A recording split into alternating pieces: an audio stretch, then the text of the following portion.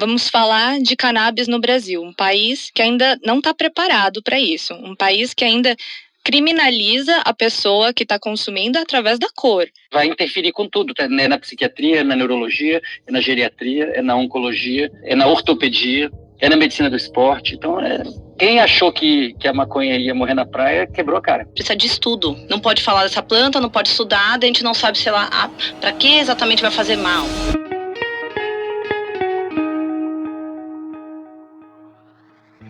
Olá, esse é o Desenrola, um podcast da Summer Hunter. Eu sou a Dandara Fonseca e toda semana a gente vai trazer aqui assuntos que você nem sabia que eram tão importantes para a tua vida.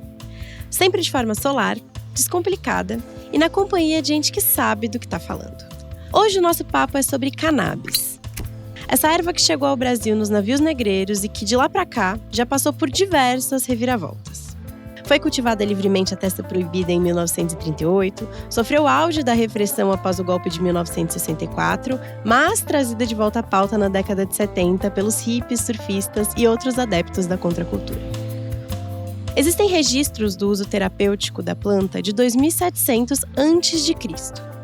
E nas últimas décadas, várias pesquisas comprovaram a eficácia do uso medicinal da cannabis no tratamento de doenças como epilepsia, câncer, Parkinson e Alzheimer.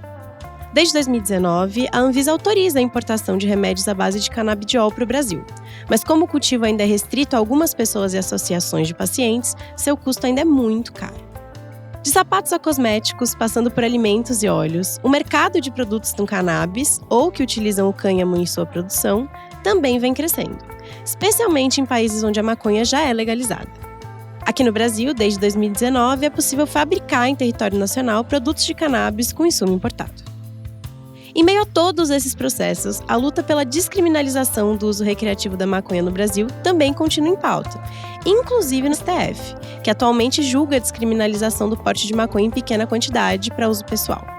Depois de todo esse rolê aqui, a pergunta que fica é: como derrubar os estigmas existentes em torno da maconha? Para falar sobre o assunto dos mais diferentes pontos de vista, estão aqui comigo hoje 3 pessoas incríveis. A Ana Júlia Kiss é criadora da Umora, uma marca americana produzida na Califórnia que desenvolve produtos com o objetivo de trazer de volta para as pessoas os benefícios dos canabidioides, inclusive para cuidar da saúde sexual. Ana, obrigada por estar aqui. Obrigada por me receber, tô feliz. Está aqui com a gente hoje também o Siddhartha Ribeiro. Neurocientista, biólogo e um dos fundadores do Instituto Cérebro da UFRN, ele é um dos pesquisadores mais reconhecidos do país sobre o assunto. Seu livro mais recente é As Flores do Bem, a ciência e a história da libertação da maconha. Siddhartha, que prazer, obrigada. Prazer recíproco estar aqui com vocês. Para fechar esse time, Tainá Zaniolo. Ela é a fundadora e diretora criativa da Nowadays, uma plataforma que, além de falar do lifestyle canábico, busca derrubar os preconceitos que rondam a maconha aqui no Brasil através de muita informação descomplicada. Obrigada. Muito feliz de estar aqui. Bora lá, então, gente, começar o nosso papo. Queria começar assim, com a experiência de vocês, de cada um de vocês, na área de vocês. Queria saber como é trabalhar com a maconha hoje no Brasil. A gente ainda está muito atrasado nas discussões sobre o assunto ou vocês enxergam uma maior abertura? Como que é esse cenário? Acho que está atrasado, principalmente no debate. Temos sentido, mas eu também sou muito otimista. Então, a minha leitura é pior que tá, não fica. Querendo ou não, a gente já tá falando disso há 8 anos, né? Trazendo casos, a gente tá no auge do número de pacientes, a gente tá com muitas marcas no mercado. Então, a gente vê evolução, mas ainda tem muito o que tratar. E comparado a mercados maduros, com certeza. E também, de alguma forma, quando a gente vê referências de mercado maduros, me faz pensar que, no fundo, a gente, como humano, tem a mesma dor do que alguém na Alemanha, nos Estados Unidos. Então, por que a gente não tá conseguindo falar da mesma forma? Sim, estamos atrasados, mas estamos caminhando. Já pegamos o ônibus, estamos a caminho. Você teve medo quando você foi criar o Umora de alguma forma, assim, de pensar como seria a recepção aqui no Brasil, da marca, enfim? Sim, mas não tanto. Porque, na verdade, eu até me sinto bem grata, porque teve marcas que vieram antes de mim, que abriram esse mercado. Então, eu me considero uma marca de segunda geração, que não precisa falar, eu sou cannabis alguma coisa, eu sou green alguma coisa. Eu já tô num posicionamento que eu posso explorar patologias de outra forma. Então, não tô com tanto medo, sou muito grata à luta civil e de quem veio antes, com certeza. Por isso que eu sinto que tá caminhando. Uhum. Eu já acredito que a gente tá muito positivo com o crescimento, assim, principalmente vendo a Naldes, que fala com diversos públicos, com diversas idades, com pessoas que consomem cannabis e pessoas que não consomem cannabis. Eu tô vendo isso de uma forma muito positiva, a passos lentos, e eu acho que esses passos lentos têm muito mais a ver com a nossa governança do que com a sociedade mesmo. Acho que a nossa sociedade tá, sim, ficando pronta para receber a legalização, mas é o topo ali, né, que ainda tá segurando isso de acontecer.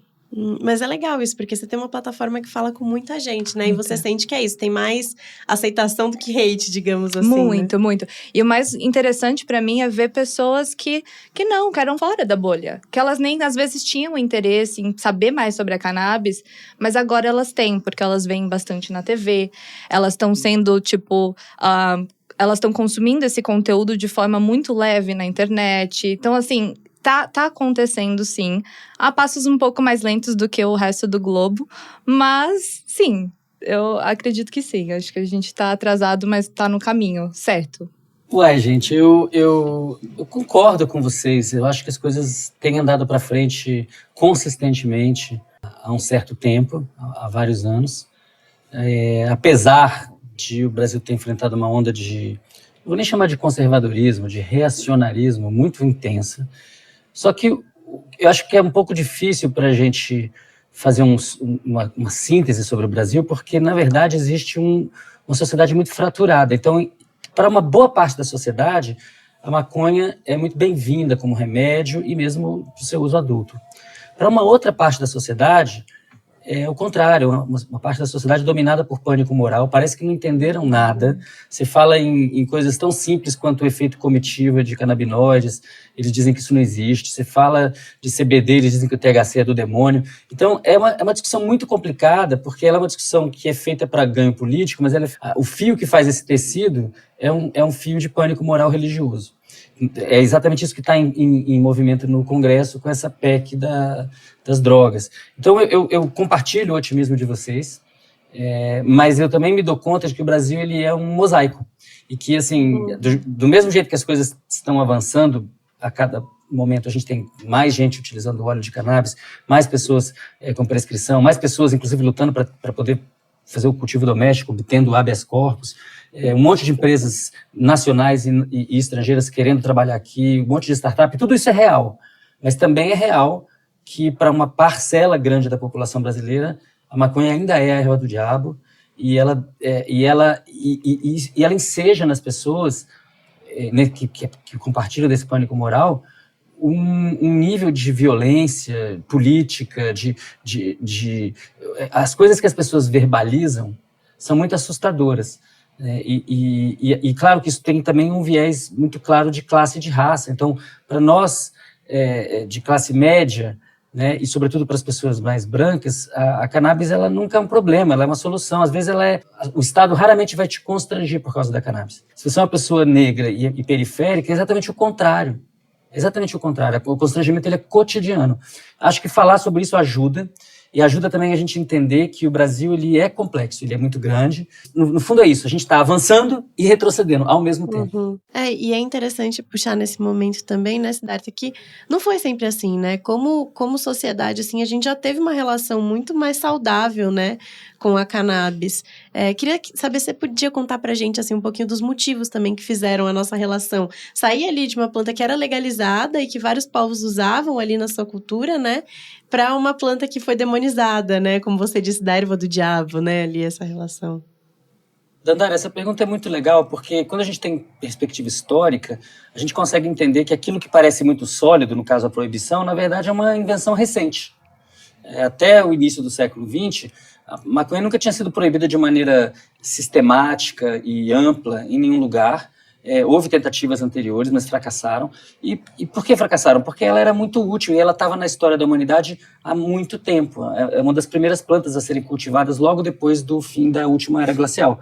Então, possivelmente o primeiro remédio, possivelmente o primeiro tecido, possivelmente a primeira corda feita de uma fibra vegetal. Então, como é que era possível você criminalizar uma planta tão útil? Isso se torna possível no início do século XX pelo alinhamento de interesses totalmente econômicos, basicamente o interesse contra o cânhamo, pessoal que tinha interesse no algodão, ou depois no nylon. Então, tirar o cânhamo da jogada, o cânhamo é muito útil, com o cânhamo dá para fazer 1000 coisas, a pessoa fazia carro com cânhamo no início do século XX, a parte de fora do carro. Né?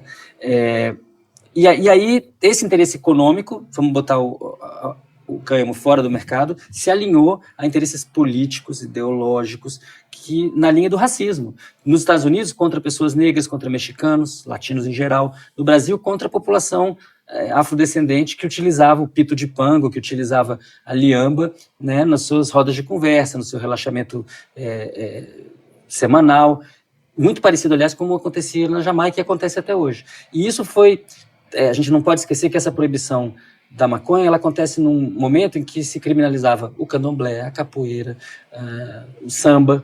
Então, várias manifestações de cultura africana que era tudo colocado no mesmo saco e dizendo, olha, isso aqui é coisa dos malandros. Inclusive, a crítica de que quem usa cannabis é preguiçoso, lerdo, etc., é também uma crítica colonial, falando para a pessoa escravizada, por que você não trabalha mais ainda para mim? Por que você quer relaxar?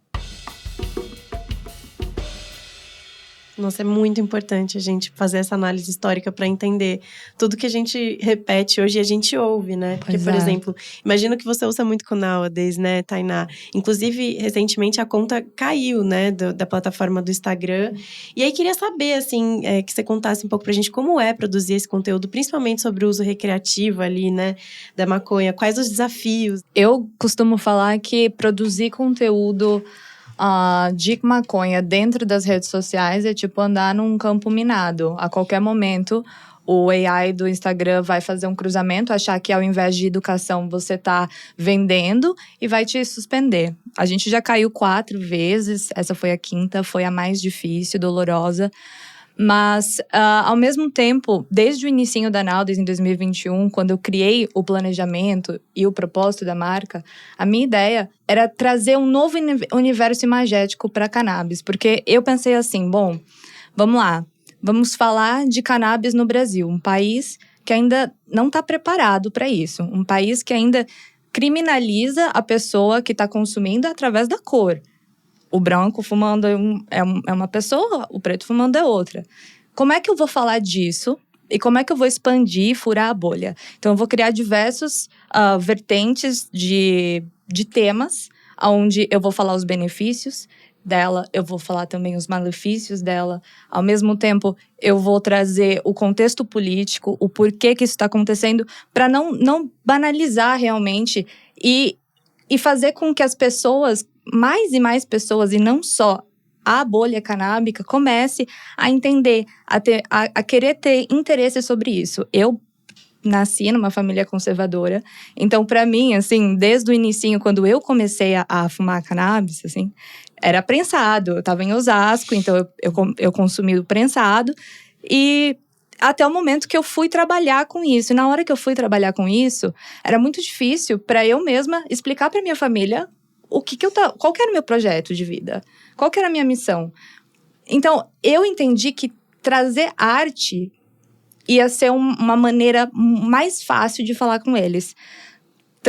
Mastigar o conteúdo realmente para ser fácil de digerir ia ser uma maneira fácil de falar com essas pessoas que são tão difíceis de escutar o outro.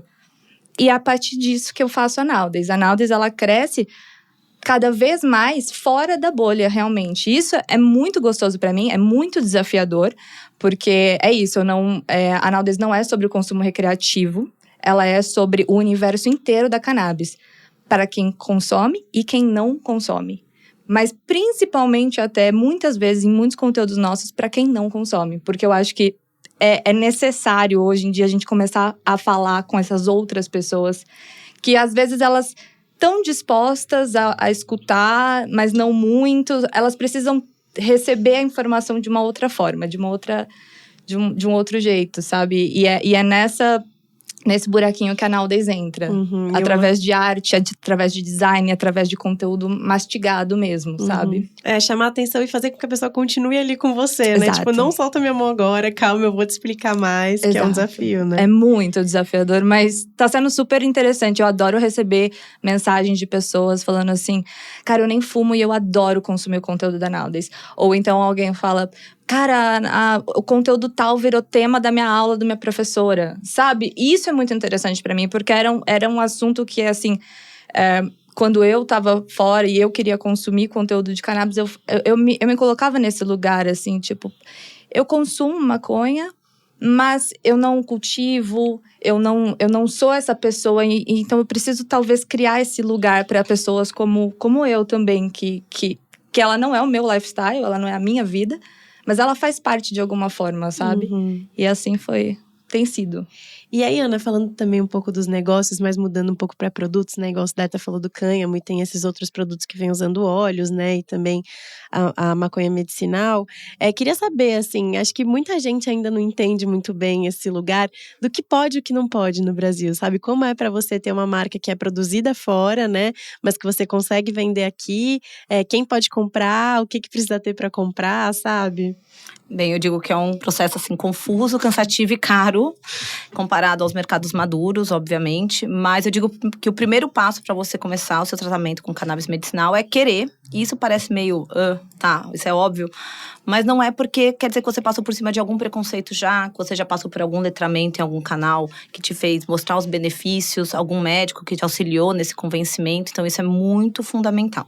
Então, acho que querer parece um ato de coragem já por si só.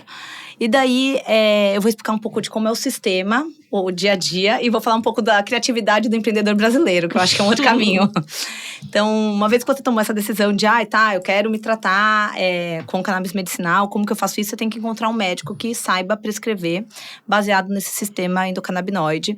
E eu acho que vale destacar que no Brasil, apenas 2 a 3% dos médicos, dos 500 mil que a gente tem no Brasil, sabem. Porque esse é um sistema razoavelmente recente para a medicina, de descoberta, de 91. Então, tem muita faculdade que não contempla na sua formação dos médicos.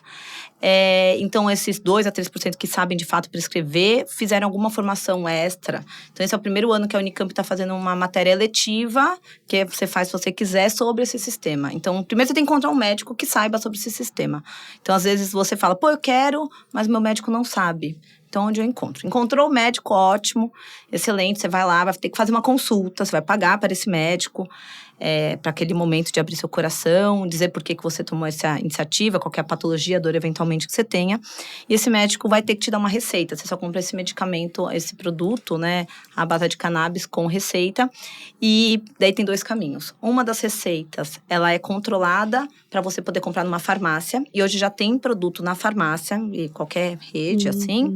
Esses produtos estão numa resolução da Anvisa, de empresas que assumiram compromisso de fazer um estudo clínico sobre o produto e fazer esse produto virar medicamento. Então, é um estudo clínico de 5 anos que está acontecendo, nem todos já concluíram, mas com isso eles obtiveram a autorização da Anvisa de já estar na farmácia. Então, ótimo, você tem uma receita controlada, você compra na farmácia. Segundo caminho é pegar uma receita que não é controlada, mas você ainda vai precisar da receita, não esquece desse papel, por favor.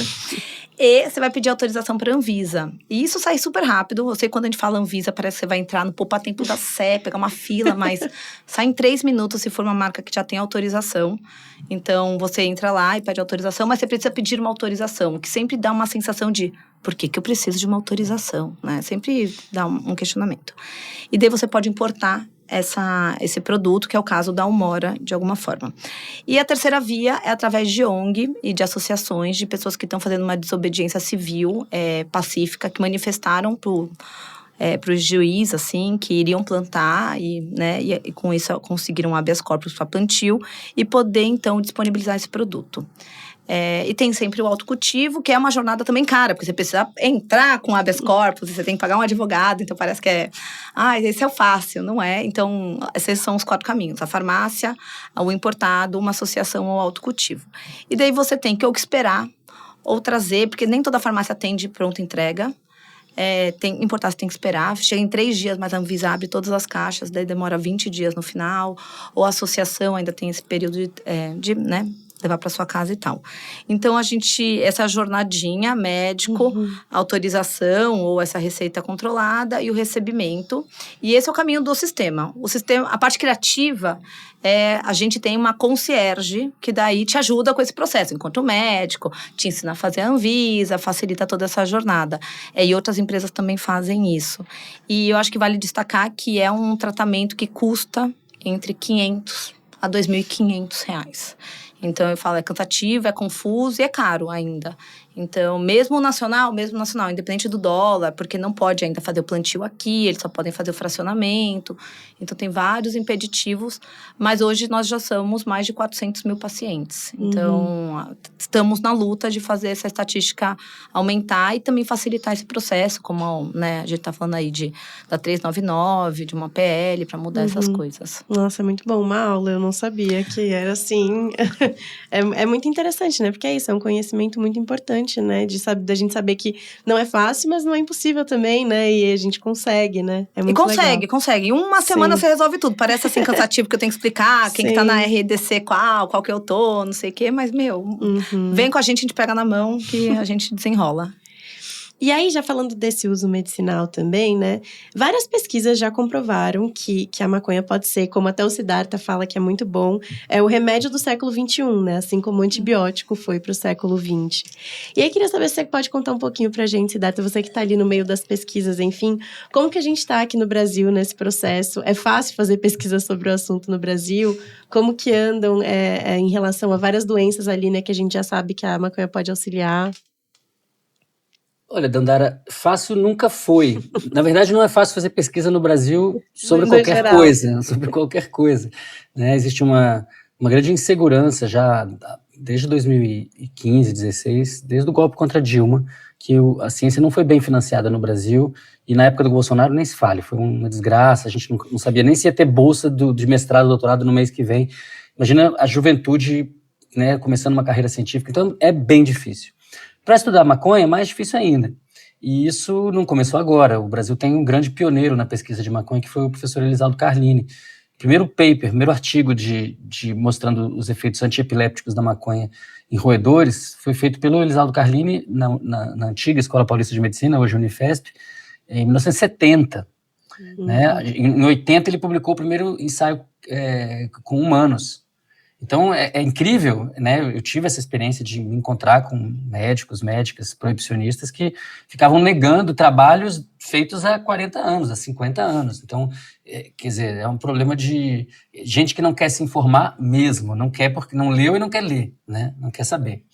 Claro, tapar o sol com a peneira. Então, essas pessoas que no Brasil ainda defendem que a maconha não tem uso medicinal importante, elas estão totalmente fora elas estão descoladas da realidade científica do campo biomédico, né?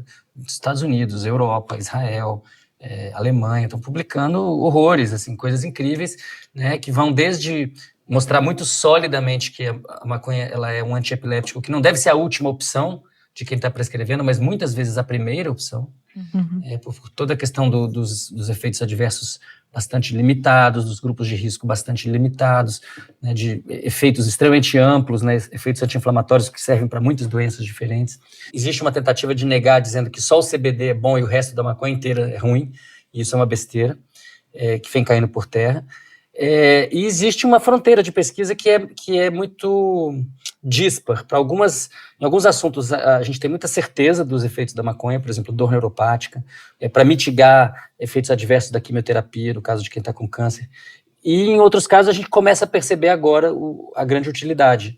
Um exemplo é a doença de Alzheimer, em que os canabinoides podem ter um efeito muito interessante. A pesquisa que vem sendo conduzida na Califórnia, lá no Instituto Salk, já há bastante tempo, aponta na direção de que tanto o THC quanto o canabinol, o CBN, podem ajudar a retirar a proteína beta-amiloide de dentro dos neurônios. Então, a gente está falando aqui de uma perspectiva não só de retardar a doença de Alzheimer, mas de talvez até revertê-la. Agora, muitas pessoas que são críticas dizem, eu quero um ensaio clínico aleatorizado, fase 3, para cada um desses usos. E isso vem acontecendo, está acontecendo paulatinamente, mas a gente vai esperar anos, porque são ensaios caríssimos.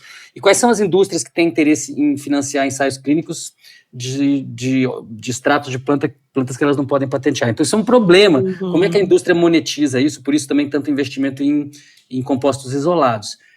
Só que, assim, o que dá para a gente observar nos últimos 10 anos, que aconteceu na literatura, é que tudo aquilo que parecia ser promissor há 10 anos se mostrou promissor. Então, as indicações são as mais variadas, não é a panaceia universal, não serve para tudo, mas serve para muita coisa. E isso deixa, eu diria, a indústria farmacêutica convencional um pouco em choque, porque como é que faz para segurar essa terapêutica que vai interferir com tudo, tá? É na psiquiatria, na neurologia, é na geriatria, é na oncologia, é na ortopedia, é na medicina do esporte. Então, vamos ver. Quem achou que a maconha ia morrer na praia, quebrou a cara. Agora, como a Ana falou também, né, e você mesmo, Cidete, já comentou, é caro, né, querendo ou não ainda, né, porque, enfim, tem que passar por esse processo, né, que acaba saindo caro ainda o tratamento. E aí eu vi uma notícia, inclusive, falando que agora São Paulo, né, o governo de São Paulo ia começar a disponibilizar no SUS, né, para quem tem essa receita. O valor é um dos desafios, assim, do uso da maconha medicinal no Brasil. Quais são esses desafios hoje? É um desafio justamente porque essa dificuldade foi criada pela sociedade. A gente está falando de uma planta que cresce em qualquer lugar se for bem tratada. Por que ela é cara? Ela é cara porque ela está toda proibida. Porque a gente está tratando a planta como se ela fosse plutônio, como se ela fosse césio, como se ela fosse alguma coisa extremamente perigosa. E ela não é. Ela não quer dizer também que ela não tenha grupos de risco. Toda substância tem. Claro, mas muitas coisas que estão plantadas no jardim das pessoas também têm grupos de risco, inclusive algumas são altamente tóxicas, né? Várias dessas plantas, inclusive de paisagismo, são tóxicas. E ninguém fica em pânico moral por causa disso. No caso da maconha, não. A gente sabe que os grupos de risco existem, mas são restritos, e ela tem que ser legalizada, e a gente tem que avançar na direção do cultivo doméstico. As pessoas poderiam ter suas plantas em casa. Isso é uma solução maravilhosa. E para a maior parte das patologias, é uma solução suficiente. Agora, tem uma outra coisa que a gente precisa trazer à mente, é que nem todo mundo quer ser jardineiro. Aliás, eu diria, a maioria das pessoas não vai querer plantar em casa. Então, a gente tem que olhar para o SUS. Eu acho que as iniciativas para botar a terapêutica canábica no SUS, elas são válidas. Entretanto, muitas dessas iniciativas vêm do campo conservador/reacionário e é no sentido de o Brasil se tornar um grande importador de insumos farmacológicos, entendeu? O Brasil importar IFA, como já está acontecendo, e continuar a fazer isso. Então, na verdade, é botar um monte de dinheiro fora do Brasil, quando o Brasil devia estar produzindo isso. Acho que essa discussão tem que ser enfrentada, é difícil porque tem pânico moral, mas, por outro lado, eu diria assim, as forças do capitalismo estão aliadas com as forças da ciência, não é pouca coisa.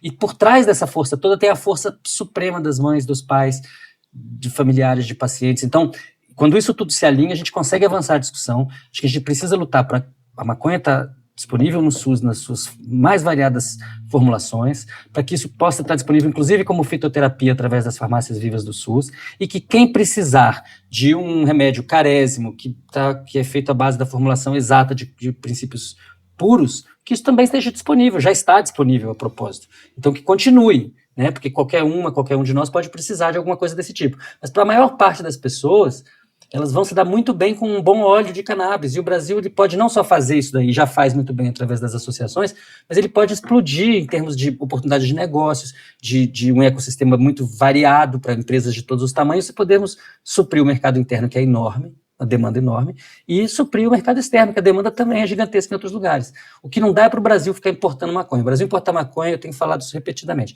é igual o Brasil importar macaxeira. É um crime contra a nossa soberania.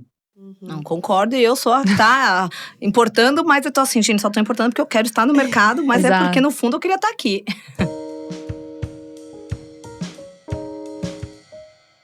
Tainá, queria saber de você, como você vê esse consumo canábico hoje no Brasil? Ele é restrito a uma classe social, a uma faixa etária? Dá pra dizer que ele é um lifestyle? Como você vê ali com a sua plataforma? Eu acho que chamar ele de lifestyle é algo muito pessoal. Cada pessoa tem o seu relacionamento com a planta e algo que é uma escolha única. Agora, quando a gente fala de do recreacional dentro do Brasil, sim, é extremamente classicista. Porque mesmo existindo prensado, existindo a facilidade também do consumo de prensado, é muito caro. Uma pessoa que quer fumar no fim do dia, quer utilizar de método recreacional ou se automedicar, whatever, sim, acaba saindo absurdamente caro isso. Mas eu acho que o ponto principal dessa questão toda é o ponto racial. Ele vai voltar para a parte onde, quando a pessoa que ela vai decidir consumir de forma recreacional, nem que seja o prensado ou a flor, o momento que ela for parada pela polícia, pelo Estado, vai depender exclusivamente da polícia decidir se aquilo ali vai ser tráfico ou se aquilo vai ser consumo. Então, ele entra no lado tanto classista quanto racial, a parte do recreacional.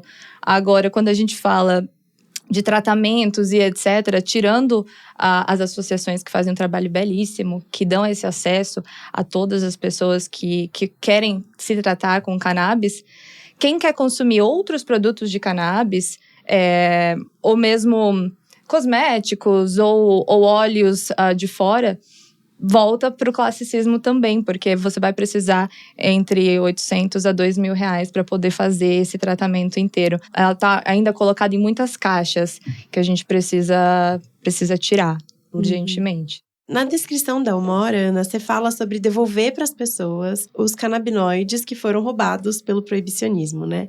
E eu queria saber um pouco de você, como você acredita que os produtos da marca eles podem beneficiar as pessoas? Então, vamos lá. Eu acho que até no gancho do Siddhartha, né? As condições normais, a gente precisava bem de pouco.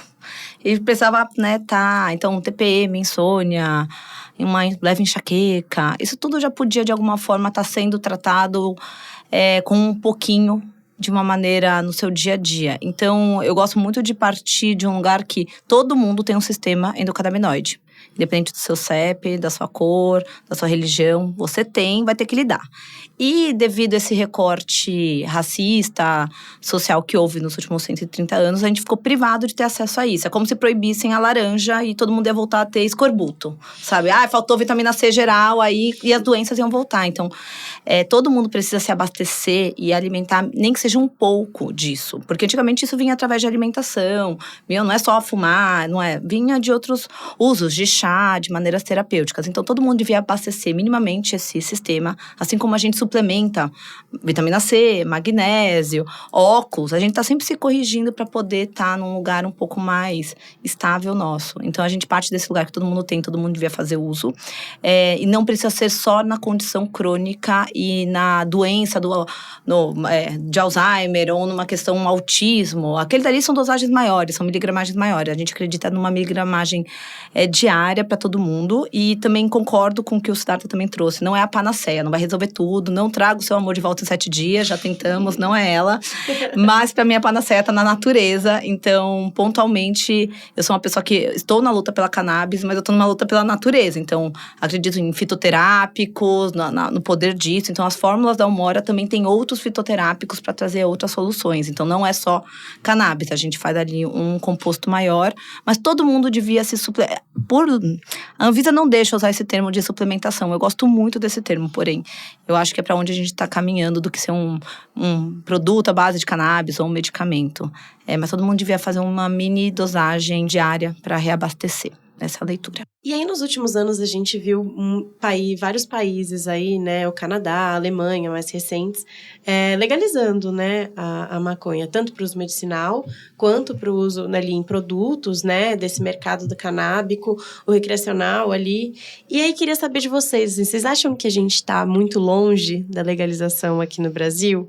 E eu acho que mais do que isso o que a gente precisa fazer para que isso seja do jeito certo, sabe? Para que aconteça do jeito certo. Eu acho que a gente está super perto, mas talvez demore muito.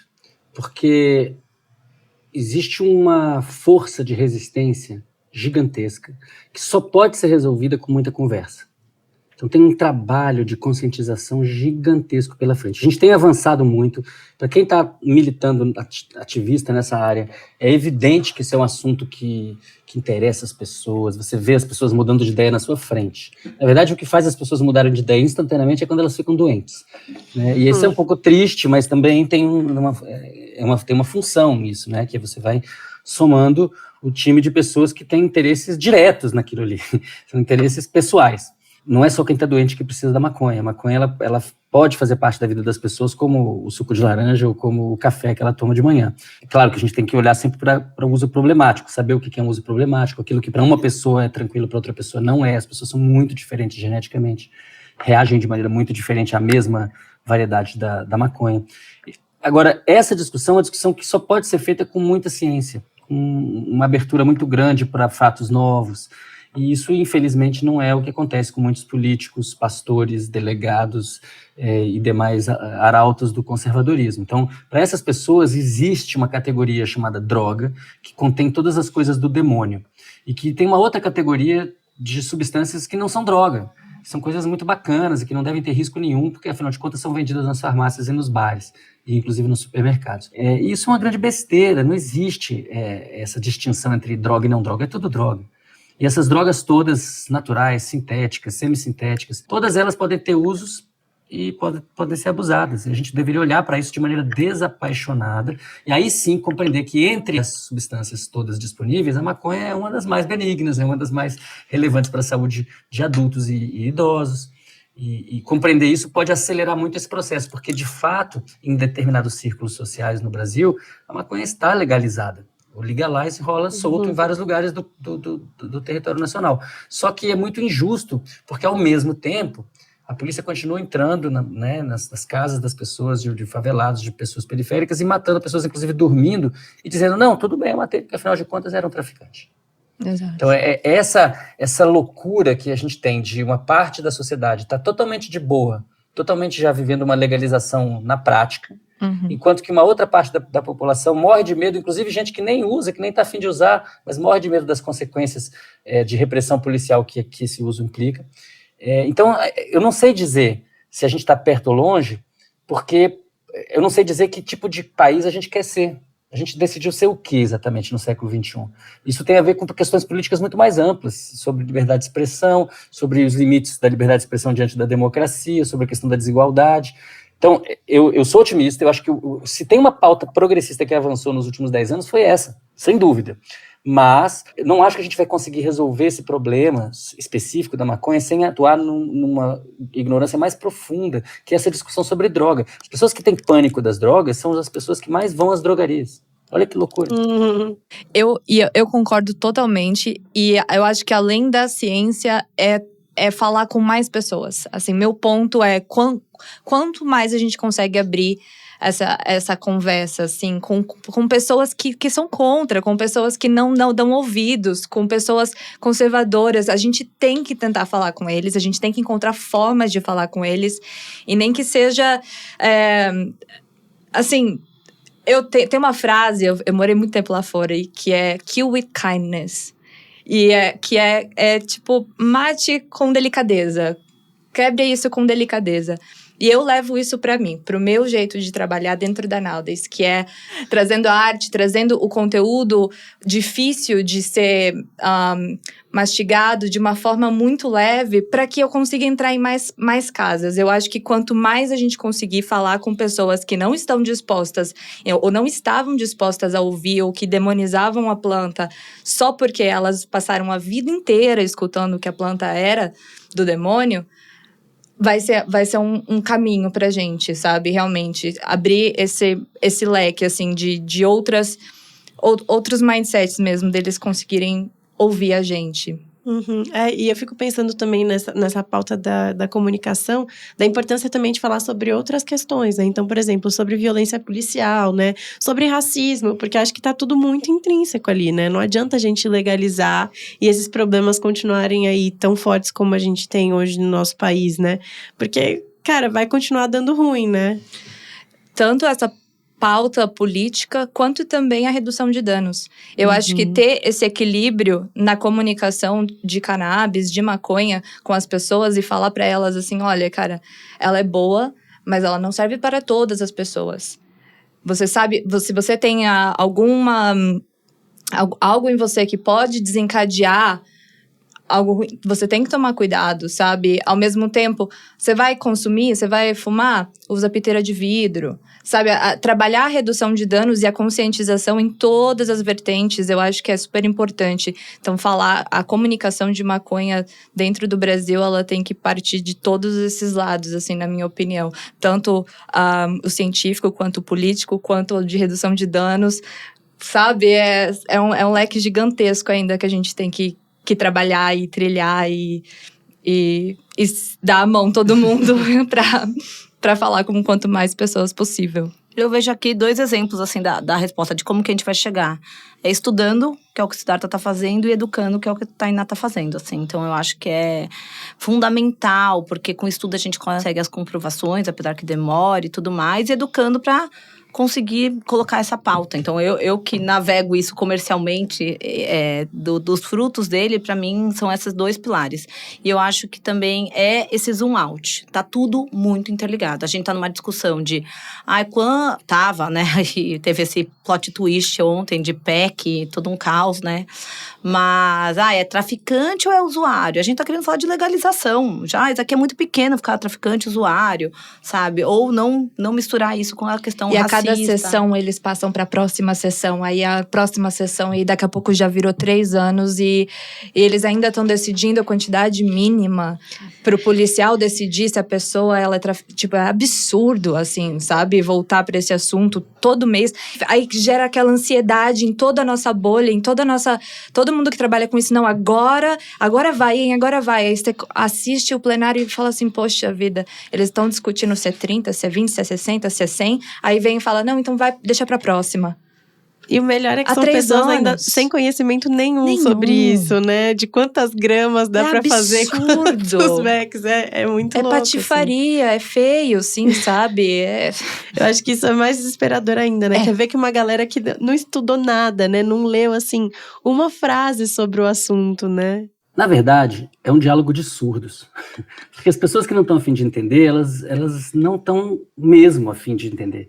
Elas estão lá falando essas coisas por outras razões. O pessoal que estava dizendo que não queria de jeito nenhum remédio à base de cannabis no Brasil estava, na verdade, trabalhando por um monopólio de uma empresa específica. É tudo muito hipócrita.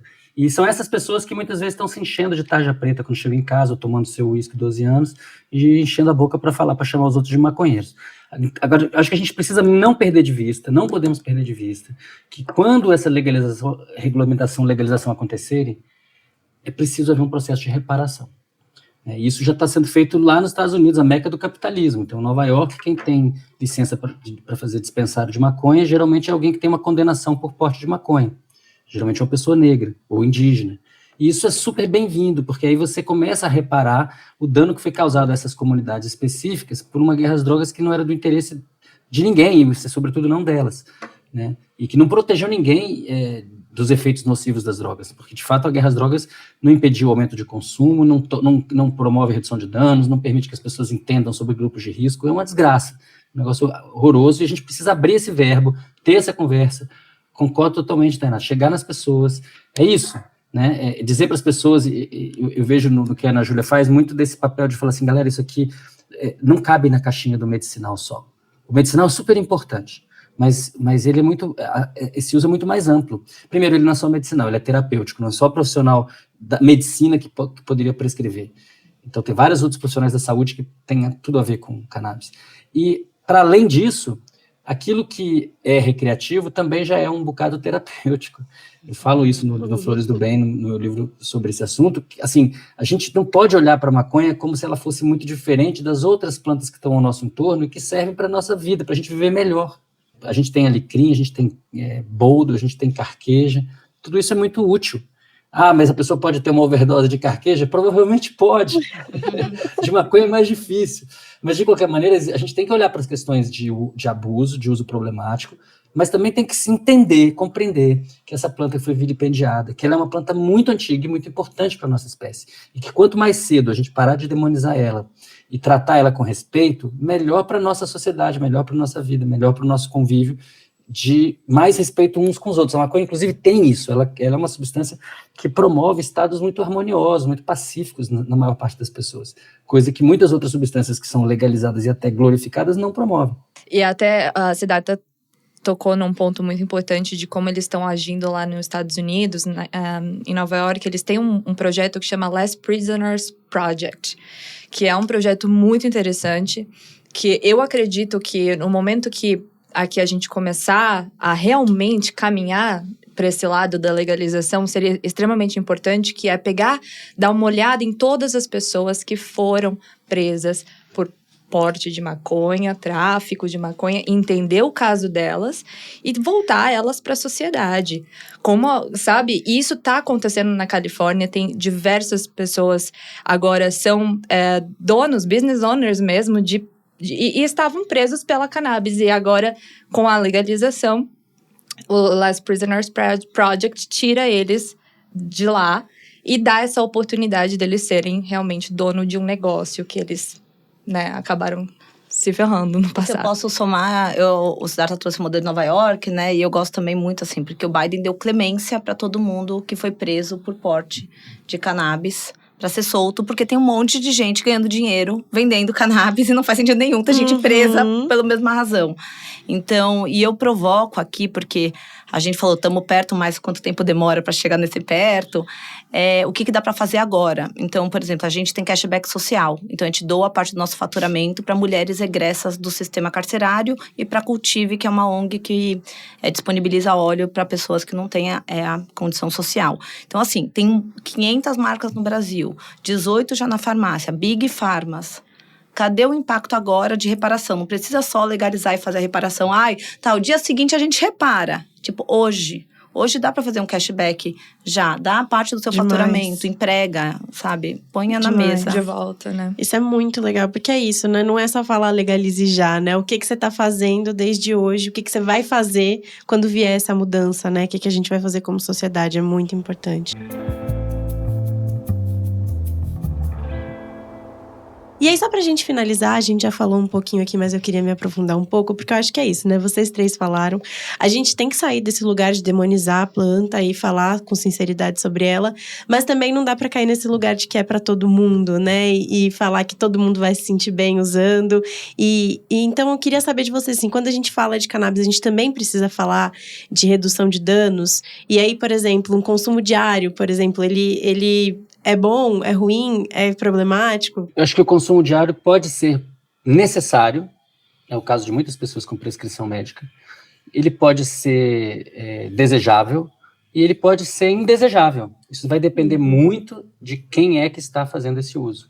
Então, a interação entre as moléculas contidas na planta, na flor ou, enfim, qualquer preparação que seja, os genes que a pessoa tem, a história de vida dessa pessoa, seu contexto social, tudo isso interessa para responder essa pergunta. Né? Se você falar assim, tomar café todo dia faz bem ou faz mal? Bom, depende de qual a dose. Que café é esse? Tem metais pesados? Né? Tá queimando a sua língua? Então, tem uma série de discussões que a gente pode fazer sobre esse assunto. Via de regra, em biologia, tudo que é demais é muito. Então, se exagerar, vai ter problema. E também tem que olhar para a especificidade genética. Existem pessoas que reagem muito bem ao THC. E o THC tem muitos benefícios, inclusive, para a cognição. Tem outras pessoas que reagem muito mal ao THC. Isso está ligado a certas mutações, não são exatamente mutações, mas polimorfismos, variações, vamos colocar nesses termos, do gene que codifica o receptor principal, o número 1, o CB1 dos canabinoides. E isso é só o que a gente descobriu até agora. Provavelmente muito mais vem por aí. O que a gente acha que precisa fazer é manter a mente aberta para compreender que aquilo que para uns é bacana, para outras pessoas não é bacana, e que a gente deve ter um ambiente de liberdade de discussão, liberdade de prescrição, para que as pessoas descubram qual é o seu esquema, o que faz bem para elas. Lembro da conversa com o Mano Brown, ele falando, quantos motoboys nesse país inteiro passam o dia inteiro naquele trampo, quase morrendo a cada esquina. Chega no final do dia, tudo que essa pessoa quer fazer é sentar embaixo de uma árvore e fumar um baseado. E aí a gente vai dizer para essa pessoa que isso não está errado, que não pode, né? Então, e acho até que a gente tem que fazer uma discussão mais profunda sobre, assim, será que viver como a gente vive é saudável? Então, né? Andar de carro todo dia, andar de moto todo dia, pegar um ar poluído na sua ida para o trabalho. Então, vamos colocar tudo isso na equação. E o relacionamento de cada indivíduo com a cannabis, ele é individual. Ele tem que ser respeitado. Eu sei que desde o momento que eu provei a maconha pela primeira vez até agora, já fazem 15 anos, eu tenho 30 anos, a minha adolescência inteira consumi prensado. Quando eu mudei pra Califórnia, eu tinha 21 anos, foi a primeira vez que eu consumi flor de verdade. E passei por todas as fases. Já passei, além de por anos ter fumado prensado, que a gente sabe que não é a melhor qualidade, quando eu passei a morar na Califórnia, comecei a consumir cannabis, a flor in natura. Eu apaixonei e eu só fazia isso o dia inteiro. Até o momento que eu falei, peraí, também não tá me fazendo bem. Então, hoje, aos 30 anos, tendo uma super responsabilidade nas minhas costas, chegou o momento que eu só fumo na hora de eu descansar. No meu momento de relax. Então, a ter essa autoconsciência, ensinar também as pessoas a terem essa autoconsciência pra ter um relacionamento saudável com a planta. Ela é maravilhosa, mas o relacionamento é individual. Cada um tem que entender o seu.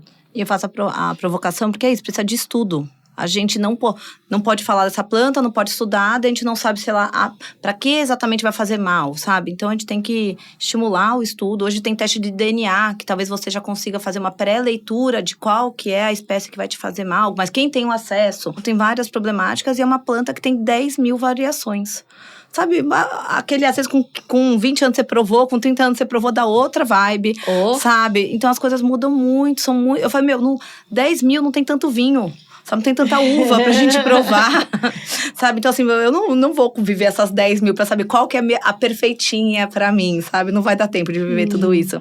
Então, é por isso que estudos são fundamentais. O legalizar não é só pra comprar fácil. É porque tem 200 canabinoides que a gente não sabe como interage no nosso corpo. E é uma medicina, então a gente tem que estudar pra saber. Pra ele vai ser isso, pra ela vai ser isso. Aquela espécie é a melhor pra Tainá, aquela pra Ana Júlia, aquela pra Siddhartha. Não é a mesma? Não é. Que ótimo.